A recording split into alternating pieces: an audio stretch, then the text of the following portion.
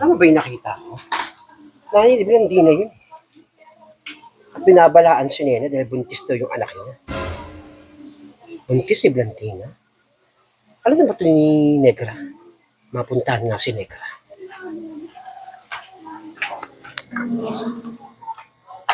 Ay, Negra. O pa rin, bakit? Napansin mo ba yung nanay ni Blandina dumaan dito? Ha? Hindi ko napansin. Baka nakatulog kasi ako dito kanina. Pagod ako, namiliksi ako. Kaya ba't mo napansin? Ay, patulog-tulog ka kasi. Bakit ano bang ginawa ka na Nena? Narinig ko kasi doon, binabalaan si Nena. Huwag daw patawag-tawag din yung anak niya si Ninito doon sa tatay niya. Kasi nga baka daw makunan si Blandina. Buntis daw.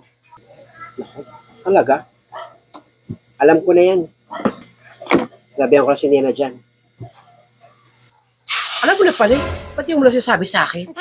Dito doon pinuntahan si Nena kasi alam kong upset si Nena. Ay naku, eto si Kalintaga nagkwento sa akin. Nabuntis nga raw yung babaeng. Nabuntis nga raw si Blandina. Ayan. Mamaya punta natin si Nena para malaman natin kung anong mga pwede natin may tutulong sa kanya. Oo, mamaya puntahan natin si Nena para alamin natin kung anong may tutulong natin sa kaibigan natin na yun. Tsaka alam ko, malakas naman loob niya ni Nena. Wala nang pakialam yung kay Peter. Mga pala, Negra, napansin mo ba si Kamuning dito? Dumadaan ba sa Kamuning? Napansin mo? Ha? Si Kamuning? Kanina. Gani ko, may nakita akong si Kamuning yung napansin ko. Bakit ba? Paano mo? Pag dumanam sabi papunta doon sa bahay kasi si Ninita na dulas sa CR. Matapakan yung sabon, nadulas. Kasi ang bata niya kahit nakikita na tumbay na hulog yung sabon sa sahig, di wala dinadampot. Hinintay niya pa akong magdampot ayun, nakarma. Yari kasing anak mo si Felisa, tatamad-tamad din kasi. Sige, dyan ka na muna. Kung alam mo na palang may issue kayo na yun, hindi mo na sasabi sa akin. O sige na, pag dumaan si Cameron ha, huwag mo kakalimutan. Oo, mamaya. Punta at si Nena mamaya.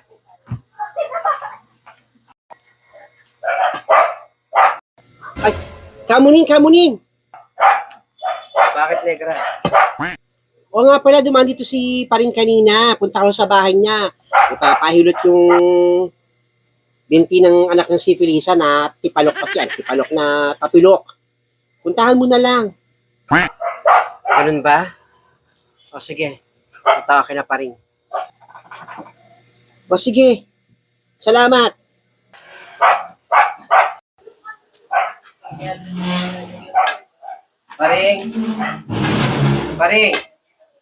Paring. O Kamuning, kayo pala. Kayo, pasok po kayo. Sige, pasok na ako.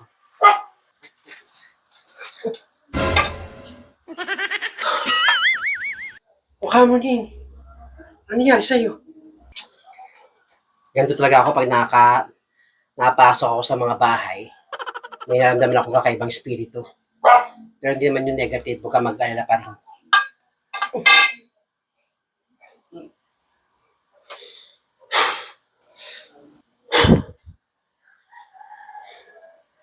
Ganito talaga magno-November.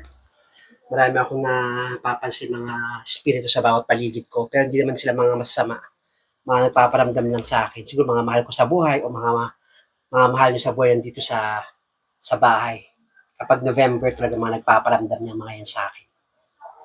Pero kayo mag-alala, okay naman itong mga to. Nasaan yung anak mo? Ito yung anak ko, Kamuning. Nako, namamaga nga yung binti. Kailangan talaga ng hilot yan. At tamang-tama ako naisip mo dahil marami na akong napagaling. Sige na, hilutin ko na yung panang anak mo. Sige po, umpisahan nyo na.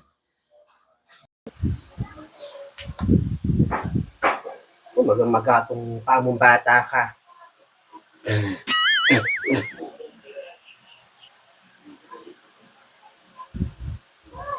Hindi ka na malalim, ha? Aray.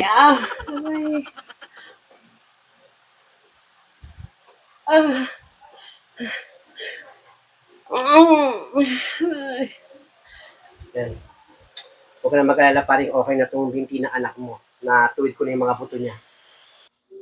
Ay, salamat ka, Muning. At okay na tong paan ng anak ko. Hindi ko siya dadalhin sa hospital. Hindi na ako mag-aalala. Baka gusto niyo po muna ng merienda. Ay, naku, di mo na ako kailangan pa meriendahin pa rin. Sapat na sa akin kung makatulong ako. Bigyan mo lang ako ng 200 kahit yung sakit sa anak ko. Kailangan ko ng pera, hindi nila merienda. Kamusta nga pala si Nena? Para may kakaiba akong nararamdaman kay Nena. Naku, may problema yung si Nena, kamo ni.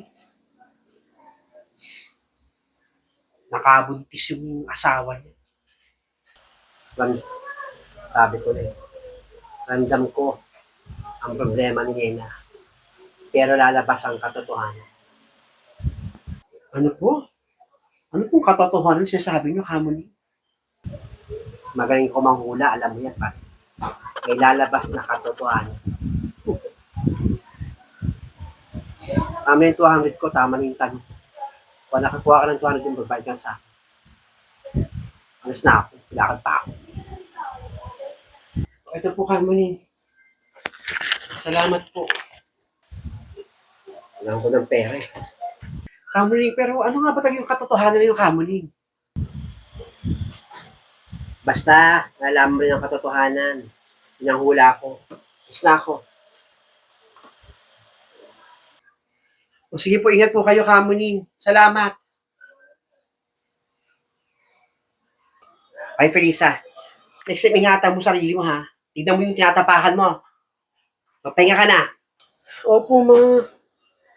Mapahinga na po ako.